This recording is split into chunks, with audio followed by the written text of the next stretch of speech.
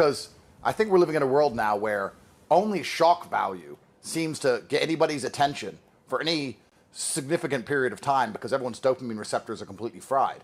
So all of these young influencers or anyone on the internet who's trying to make any name for themselves is trying to be as controversial and shocking as possible as quickly as possible. And that's why the song was played, because it gets views. These are my worldviews, and perhaps there's a lot of people who agree with me, disagree with me, but to just shock and offend purely for the purpose of shocking and offending, I think that that's something that has plagued the internet for a while, but it's getting worse and worse. And you notice it across the entire streaming world because people are struggling to get any kind of views or shake people out of apathy.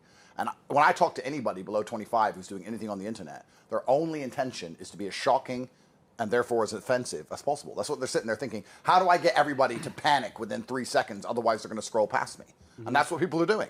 That's the world we live in. And I think that the main reason anti-Semitism is on the rise across America, because there's no doubt about it that it is because young men are being told that Jews control the system and young men are being screwed by the system.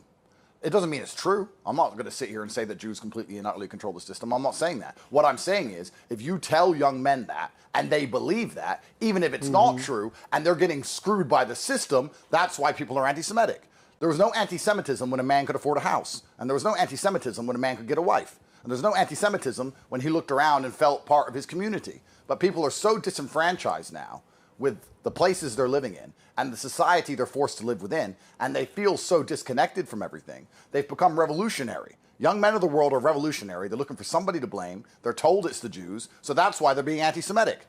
That's the truth about what is happening.